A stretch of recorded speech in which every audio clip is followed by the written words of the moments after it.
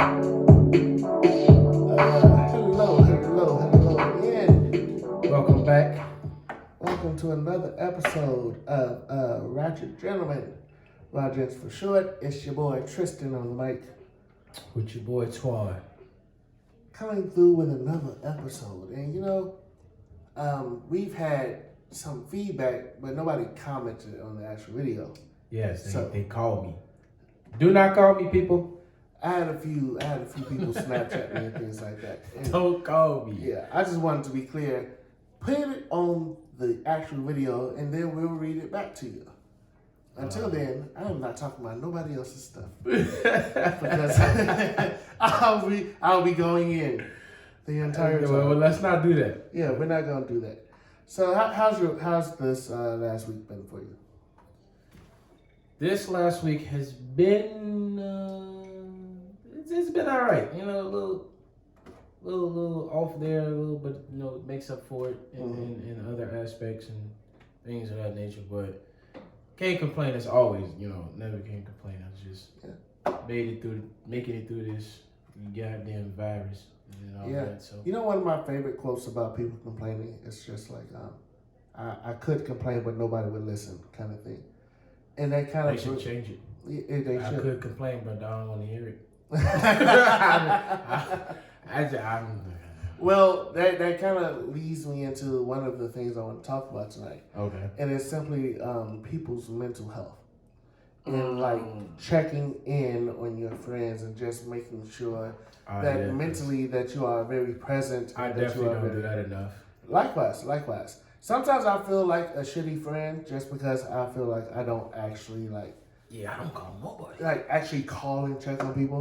Like I will say that during the pandemic and the quarantine and things like that, I've made sure to do it more often, but it hasn't been as much as of late. Yeah, I definitely understand. I really don't even like my phone. I don't like phones at all. I swear, if we can. I thought if you were a about to say you phone don't like your friends. I was like, damn, nigga. Sometimes that's true. I don't like you niggas. Here's the thing though, if people seen the way we talk to each other, they would think we wasn't cool. Yeah, they would think we about to throw hands like right off the bat. Like, oh, these niggas don't like each other. But that's not the case. But I find myself like I don't like to talk on the phone, but then I hate texting, and then I don't like social media. So it's like, but nigga, how do you plan on keeping in contact? I really didn't plan on keeping in contact. Particularly as we're trying to start this platform and we're trying to start reaching out, we're both not that social media savvy. So it's been a learning experience trying to get more views and trying to make sure that people are seeing the content that we're putting up. Of course. So as we're learning, we're working on it, but it's been a struggle. Man, I'm trying to tell you. But so back to your topic. So dealing with mental health. So what I want to talk about is because that I had a friend who has been going through some things recently. Okay. And it's probably been for about a month or so now, where it really affected their the way they were reacting to things, and their family and friends were concerned about their mental well-being. All right. I won't go too far in it because I haven't been given permission to speak on everything that's going on. Yeah. But it's something that made me think about my own mental health and the way that my friends are taking care of their mental health. Mental health, I feel like, has been a very big topic in the world today. Everything from Charlamagne the God wrote a book about it. Big Sean came out with his comments about mental health. A lot of entertainers. That's a big thing, and it's always been a big issue, and for the matter of now where you have this lockdown for certain people. Some people are not close to family, some people don't have family, and they dealing with PTSD, post-traumatic stress, and all of that. People coming from the war and all that. So your mental health that's like key to everything. Yeah, it's like vitally important. And then, something that happens every year, specifically around the holidays, is just like mental health issues come up very quickly, just because, Yeah. especially if you, like you were saying, if people are by themselves and things Yeah. like that. The holidays just remind you of family and friends and being close together. And if you don't have anybody to share that with, and you're in that type of loneliness, can trigger something in your mental health. A lot of people have to like be able to grasp that, and because of the pandemic, there are so many people who are not able to visit their family like they normally would. Yeah. Who are not able to feel that love in person. I feel that. Yeah, definitely. Yeah. Because coming up for me, Christmas was a big deal when we was younger. My siblings and I, we came up with our grandmother. So, grandparents they be on it. Yeah. Grandbabies gotta have this and that, whatever. Definitely. But after that, it was, and that's just not even for Christmas. It's pertaining to any holiday. It just I was going to bring that up. Doesn't feel the same. It always feels like something missing. Even when we have fellas night, or I'm kicking it with extended family, or I'm just out partying, it still always feels like something is missing. And I know I'm not at a certain level that I normally would be at, or that I was before that. So it's a process. It's just, it ain't easy. It's always a process. But when you do have some sort of support, even it doesn't necessarily have to be from others. If you have ways to get you through it, you know what I'm saying. A lot of times when even when around this time of year, I feel a certain way as far as like I really don't want to be. I don't have the spirit. I'm just not in it. But for me myself, I know why, but I also know that I'm what my grandmother was for me. I'm that for some other people. Gotcha. So it helps me get through. I like you yourself. Me and my nieces and nephews. I have them a lot, and they want me around a lot, during these times of the days. Oh, Uncle finna come over, what I'm saying? We finna turn up for real. So I gotta be that for them. The way you, like, your nieces and nephews look up to you is something I really like. I can see it from afar. Man. And, like, it's fucking dope. I'm gonna give you your props on that, player. Coming up, where in all the areas that I grew up in, it's sad, but not. You see the father figure not there. You know what I'm saying? And it's just not even the father, the uncles, the older cousins, the older brothers. You see it not being there. It's an absence. So for my family, that was a big thing in my family, and I wanted to break that cycle. So, and oftentimes, not to cut you off, I'm sorry, but oftentimes where even if that male figure was there, are they always the positive image that need to be portrayed? Oh yeah. To like show a sense of like a sense of not a sense of purpose, but a sense of possibility. Yeah. I've been watching. Netflix came out with this amazing Christmas movie called Jingle Jangle. I'm not sure if you sing it. No. I fully recommend that shit. It's A1. It is a great Christmas movie, but it voyages on a theme of almost like sci-fi and whimsical, like magical kind of things, but also it's a very Christmas movie. Okay. And it's a book that goes along with it now that's called the Equation of Possibility or something like that. If I'm quoting it wrong, I'm sorry. But like they spoke about it like in the movie. It was just like, this equation of hope and how it works. Okay. And it's not real math. I'm not about to sit here and pretend like no. But like that just having that vision of the possible is something that matters. Everything can be okay.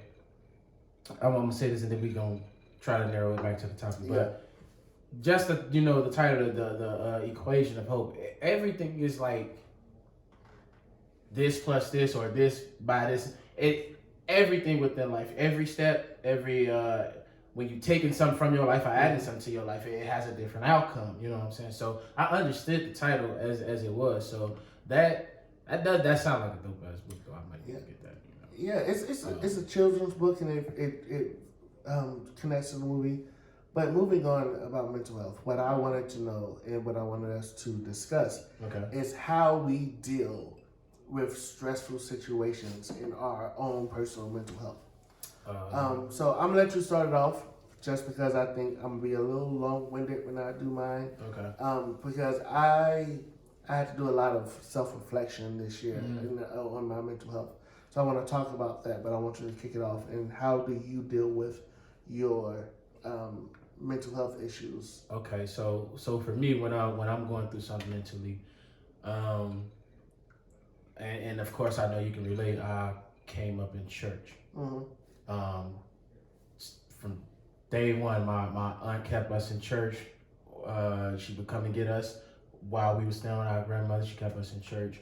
When grandmother passed, we got into church heavy because we stayed with her. So we was at everything: Bible study, rehearsals. Ain't none of us in the choir, but we had rehearsal. You can hit a note sometimes. I'll be trying to tell you. Man, look, I'm just saying though. But I felt that finding that space where I knew. I didn't always know, but when I found it, then I knew, like, just talking, you know what I'm saying? I'm in the crib by myself. I'm talking to my patient. I'm crying to myself, but I know he's listening. That worked for me. Yeah. My little sister is my rock. She keeps me on my toes. I don't care. Ashley is not biased. Shout out to grandma. Like, if I'm doing wrong, she gonna no, bro, no. Like, you, and I know our sisters will get on us like that. Yeah. So she keeps me on my toes. That is a big support for me. Actually, touching bases back on being a role model for my nieces and nephews. I don't want them to.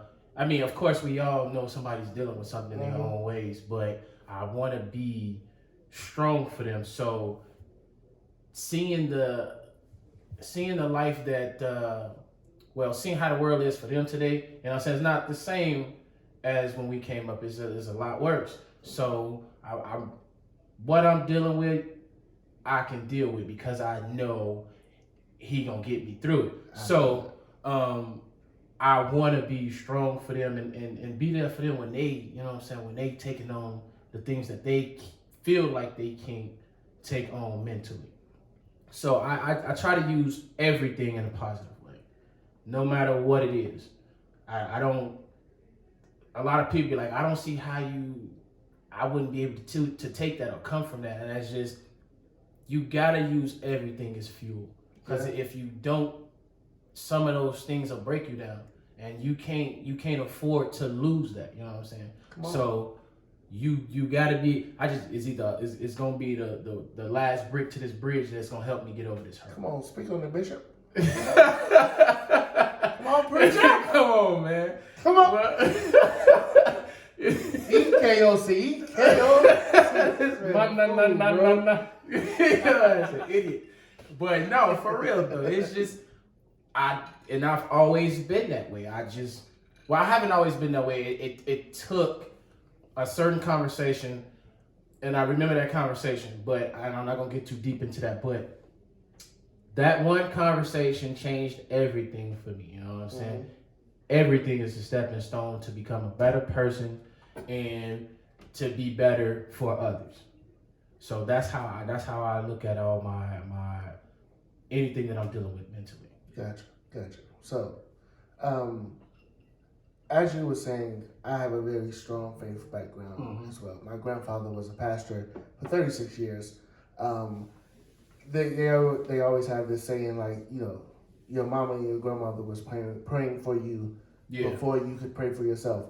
And I know for a fact that shit was true. Of course. Of course. I feel like the prayers of my grandmother are still in effect, and I know my mother prays for me daily.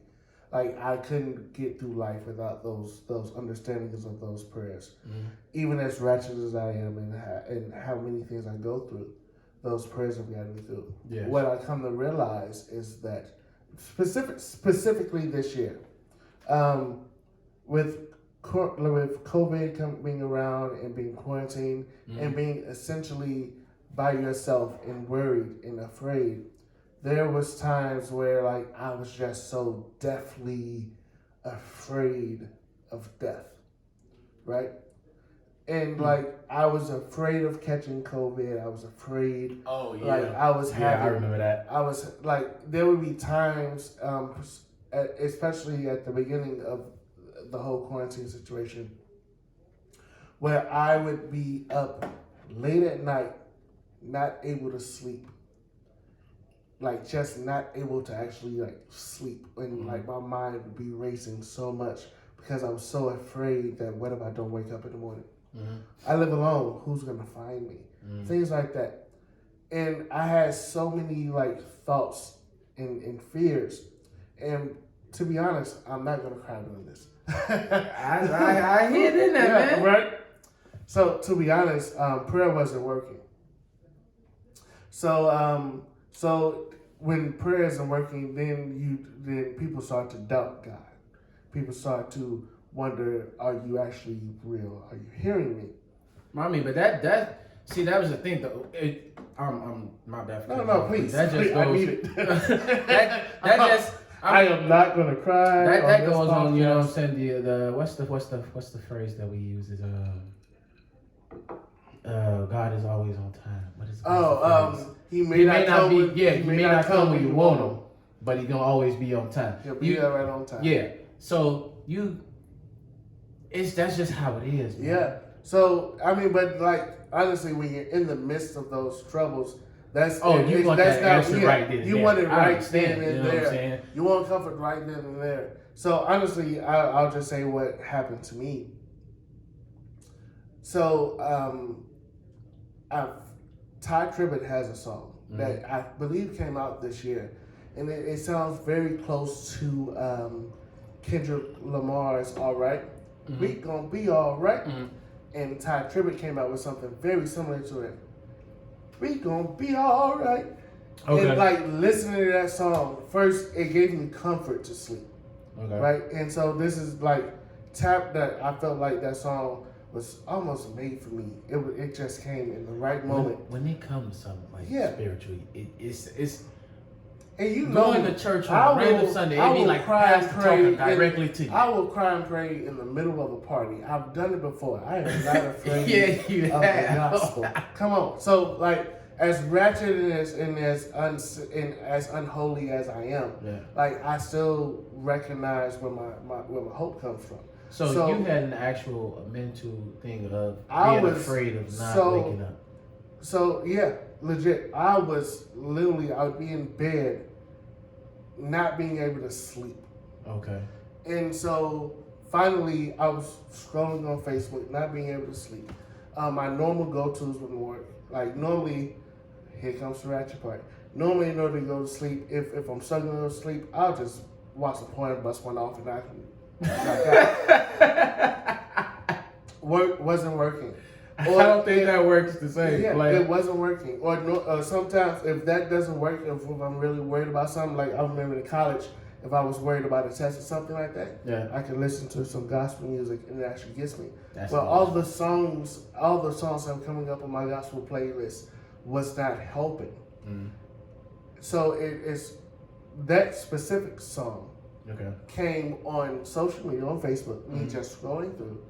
And it was just like, this is helping me in this moment. So not only, I feel like it was put there for me. And so not only did that help, what also helped is that gave me the courage to be like, now, you need to like stop playing. Everything's going to be all right. Talk to a doctor. Because I'll be honest, I was having chest pains. I was like, I was having moments where it was like, I felt trouble breathing. Yeah.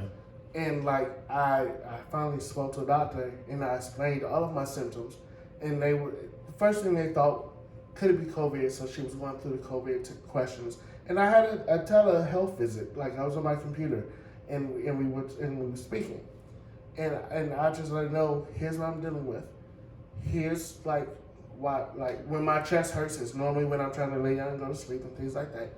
Turns out, I didn't have COVID. Do you think it was something that you like put on yourself? Like you thought it, and so you like felt it? Let me get there. Okay. I legit had anxiety. she was like, so you're doing, that's called an anxiety attack. Mm-hmm. And then she was like, and it also sounds like you have an inflamed esophagus. Okay. So I was having chest pains, and I thought it was a heart issue, but I have sleep apnea, so I had to have echocardiograms and things like that to check my heart to make sure it's fine. Yeah. I knew I had a healthy heart. I go to the doctor regularly. I knew my heart was healthy, but I was just like, why am I dealing with this? And it turns out she was just like, no, you have an inflamed esophagus, and it sounds like you just need it's basically an extreme version of what is it called? Heartburn. Oh, okay. So, okay. She was like, you're dealing with anxiety, you're doing this. So here's how you get through it. So I started speaking with a therapist, and I started working out and being active. Because at the beginning of COVID, the only thing I did was drink, smoke hookah, sleep all day, order Uber Eats. I did not take care of myself at all. In fact, at the beginning of COVID, I was down 25 pounds because I was getting ready for a modeling event that I had. Oh. So I was getting ready for the stage. I wanted to lose 50 pounds. And then, so I had lost 25. I was on my way to lose another 25. And then COVID hit, and it was just gained all that shit back within a month. So I was really unhealthy, ordering Uber Eats, smoking hookah, drinking dinner every day. And even though there was a whole pandemic going on, I feel like I had a friend over my house every day.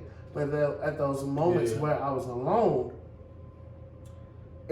that's when the loneliness really That's hit when it set in, huh? Yeah, and so what I had to, and the reason why I even want to bring this up is because now it's a holiday season, and I still live alone, and my family is not having these normal family functions that we normally have, and it's been a struggle for me because I've been by myself, and I was just like, yeah, we had our Zooms and things like this, but I'm in the house by myself.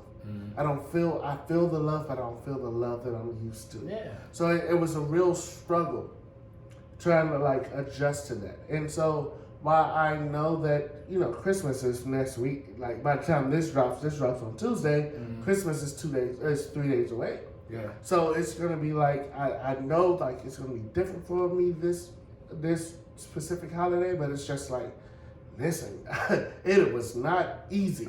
I don't think we missed a Christmas, so this is why, I've never missed a holiday. Exactly. A single holiday. It's just, even when it's all new, it's all. Even when I was at college for 4th of July or Easter or Labor Day, Memorial Day, if I was away at school for those, I had gatherings at my house. I was always around people for holidays. So it was really a struggle to actually sit here and be yo, nigga ain't good right now. Everybody's not in a good position right here. Yeah, I am struggling. Don't worry about it. I'll be over here, man. We come over. Yeah, I appreciate it. Come on over, man. I appreciate it. We take risks being this close often recording these videos. So don't leave me by myself, please. I can't go see my mama yet. But oh my God, I will choke, nigga. This Christmas, please don't leave me alone. Nah, man, but I definitely understand what you're saying. All of that weighs in on your psyche, bro. It's just when you're used to a certain thing, it's like almost being set in stone for you. So not having it that can eat at you mentally, man, what am I gonna do? I can't. Normally my plans is already set in stone for something like this, but now I can't do that. And shit, we done been by them. How long we done been locked up in these damn houses? Well, since I want to say locked up, but we ain't really been locked up. Yeah, but we quarantine has started in January. No, not January. It was March. It was March. Maybe March. So all of that is gonna play some effect on a lot, I don't want to say we don't have mental issues. Anything can be an issue for you where you push it mentally, you know what I'm saying? But those who are dealing with actual mental Yeah. Like down diagnose. To the, Yeah. Like these this is something solutions. serious, and I can't necessarily speak on it. You know what I'm saying? And I'm not gonna even, embarrass myself trying to speak on it to that extent or offend anybody. But I do know, if the things that's to us, and it's little to them because that's actually something that's nothing. But the things that we dealing with compared to the things that they actually have to go through dealing with on a daily basis. Yeah. I don't even have words. Yeah, I mean, see, the thing is, it's like, everything from bipolar disorder to other mental health disabilities that people have. Those are real things. Like I would have really, really like to have somebody on that's dealing with it and going with it, to speak. You know what I'm saying? Give me some insight on what they're actually doing. What you dealing with? How do you process it? What steps do you take to keep you from going over the edge? Whether you got that support that talks to you, or you have multiple steps you take. Yeah. But it takes strong individuals to actually deal with these, to actually be able to feel comfortable with those things. And until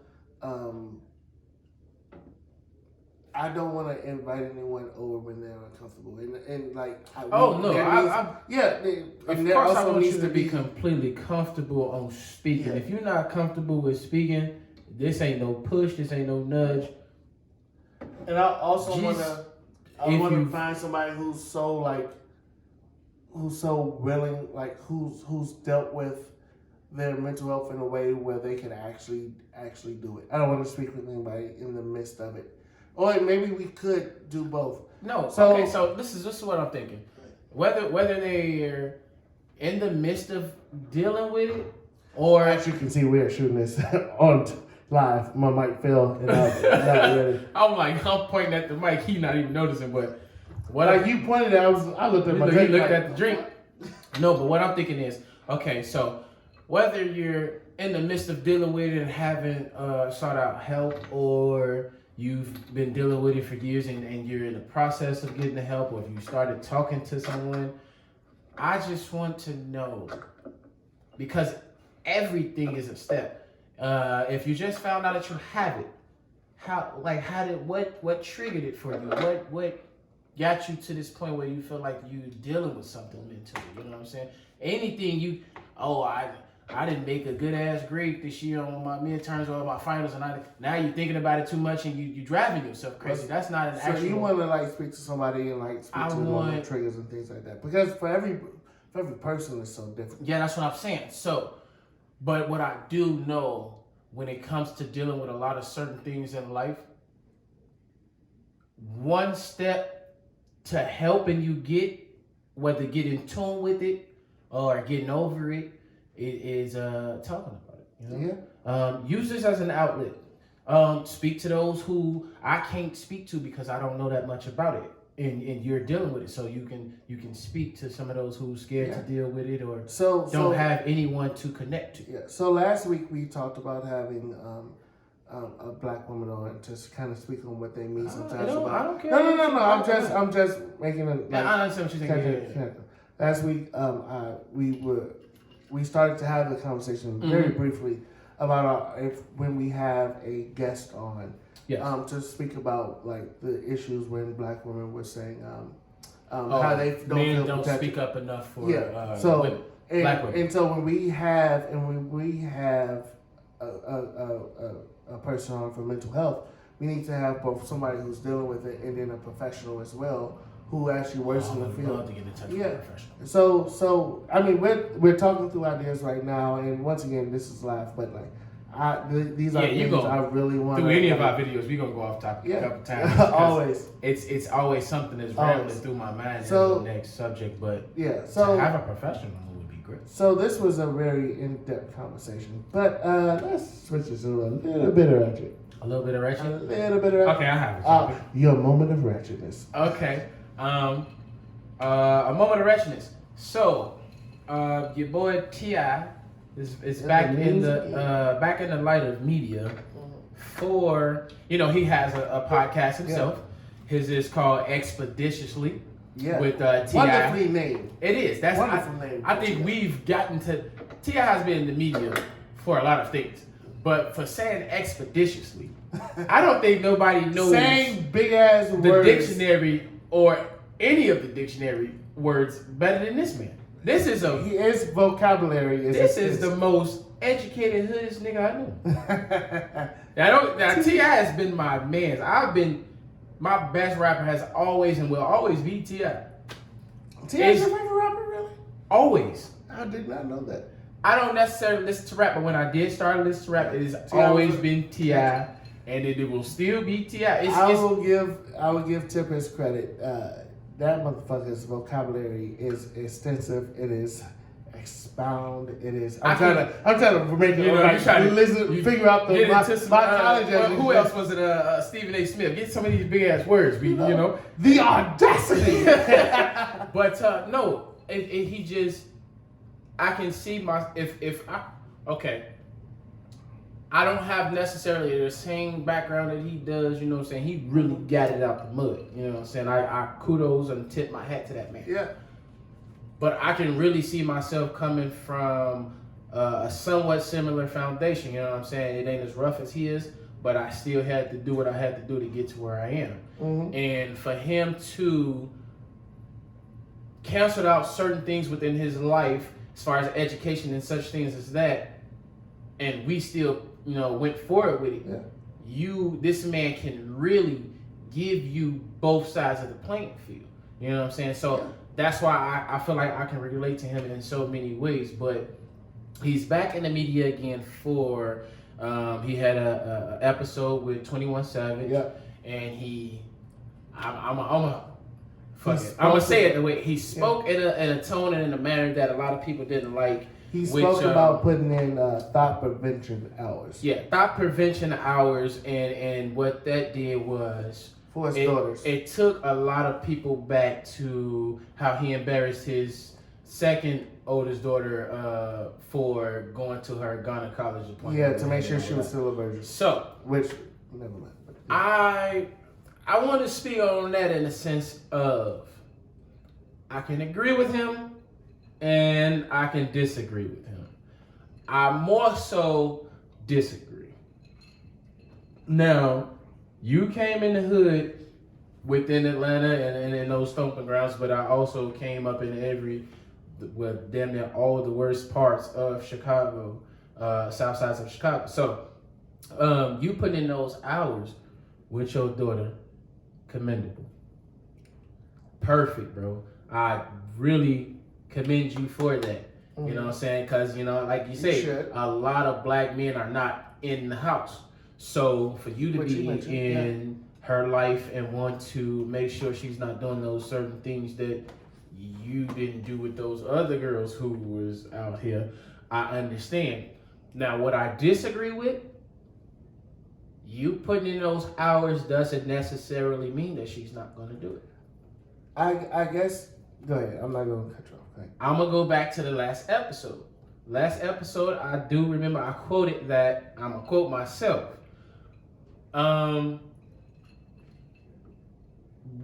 Us being young, throughout our childhood, we do not spend majority of our time within the supervision of our parents. We spend most of our time outside. Yeah. Those are the environment is our parental. That's our peers. The way our school system is set up. Exactly. So we are influenced by the group we hang with, the school we go things to. Outside of I want to go try and go to this mall. I want to go over here and do this, and I want to experience these certain things. So I do understand you trying to set in a foundation that she'll follow and keep her from that pole, as he said. But referring to a stripper pole. Yeah. But if she's really okay, let me change that. If she has those certain amount of friends that have those tendencies, and she's not strong within herself as a person, you know what I'm saying? If she don't know who she is, she's gonna follow suit. And following suit is going on that pole, no matter what your foundation that you tried to set. And that don't mean go drag her from her friends. Oh, you can't hang with her. Ooh. You have to. I feel like, okay, for me, this is what I do. For my nieces and nephews, I can't tell them what to do. Those who have the adults that brought me up and tried to teach me, told me what to do, and sometimes gave me a little bit of leeway. But for me, I wanted to find my own lane. My own lane got me into some things early, but later on in life, what influenced me to change was not seeing an ideal man. Mm-hmm. You know what I'm saying? That age don't make you a man. You know what I'm saying? The things you've been through don't make you a man unless you chose to make it better. So, what I'm saying is, you gotta trust. Set your foundation, set your roots. Let her know, look, I can't tell you what to do, but I've been through some things. This is from experience. And I can only hope that you take this and grow from this. Yeah. So, trust that your child will, you know what I'm saying, they listening, they observing, and they gonna make the better choices. If they don't, you can only just be there and support and just, just love them. Yeah, so to piggyback off that, and I guess that's always been my thing, right? Yeah. Is it's just like your child are often a product of their environment. That's the way I feel. And I'm sure some mental health experts can probably expand on that a little bit different. But the fact of the matter is, if your child is constantly around poverty and struggle, then they are more likely going to be like okay with poverty and struggle. Of course, if you raise them differently, it's not necessarily going to be okay. It's not necessarily they're going to be okay with it. They're going to seek out every avenue to get out of it. Possibly, but no. I mean, you possibly is right. It's just a higher percentage of them seeking every avenue to not continue this that's going on. I don't want to live this way. I mean, but I guess that's my thing. I've seen anecdotal, so like it's only what I've seen. It's anecdotal evidence that says that people who've been in the struggle sometimes are okay with the struggle, unless they have some type of outsource that says like, yo, the struggle is like the struggle isn't cool. Like you could actually make it. I mean, I'm not gonna sit here and like pretend like my childhood was perfect. Single parent household here. Like if you could compare my life to a person in a similar life, we could take two completely different tracks in life. Yeah, right? Of course. Just from like, and so I'm not gonna sit here and pretend like I know everything. What I am gonna say is that my thing with T.I. and things of that nature is somewhat similar to what we were talking about last week with Snoop. It's just like, listen, you don't want your daughter to end up with the women you cheated on your wife with. You don't want your daughter to end up with the women that you like. And I guess my thing is, I guess one of my biggest things is, it's just like I struggle with the want to be a good ally to women in their issues, but I also have this very deep like. I understand what you're saying. Because for me, there's no gray area. It's a black and it's a white. There's no gray. It's not for me. It's not a gray. Because you either gonna be for women, or you're gonna abuse them like you've been doing. But it's never that simple to me. It's never that simple. Listen to me. And this is where I got off with the Snoop Dogg thing on when he commented on Cardi B's walk. Bro, I feel like for real, you got some worse videos than you do. Oh, way worse. So literally, you got a video uncut. And you have to think about this. That'll never be erased. This is the internet. It's gonna always be there. You can find it right now. I guarantee you, your daughter know how to work a phone better than you, know how to work the internet better than you, and she can find it. So I guess my thing is, specifically with T.I., it's just like... He means well. I understand that. I understand wanting to protect your daughters and want to make sure that at the end of the day, she doesn't end up with a guy like you. But How about you just be the better example and let her choose her own path? Because people make mistakes. And that's what, I've definitely slept with the wrong woman once or twice. That's what my main topic I'm sure is, every woman that slept with the wrong man once or twice, is as long as you teach your children, boy or girl, how to protect themselves and how they should feel about as respectful of themselves as they want to. I don't care. I don't want to know what my children's sexual history is to an extent. I want to know that they're safe and that they're being responsible about it. And I hope they're doing it when they're out in the house. I don't have kids yet. No. But no, that's what I'm saying though. Okay, now check this out. This is what I'm really saying. Okay, you want to. Oh my God, I just lost it right then and there as soon as I said that. You want to protect your daughter from being the woman that you was cheating on your wife with. Now, in T.I.'s, in his topic alone, your daughters is old enough to understand this. Yeah. They seen the hurt that happened. Most of this happened on like your highlight career. So you across the news. Federal cases on guns and drugs and then cheating on your wife, and you just had multiple back-to-back great albums and hits and shit like that. You're gonna be hot topic.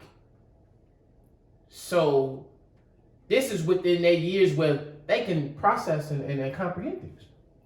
They're gonna know. Mm-hmm. So it's going to be hard for them to kind of take this advice from you, being that they're young. It's going to be hard for them to take this advice because you did it. Now, you speaking from a point of experience.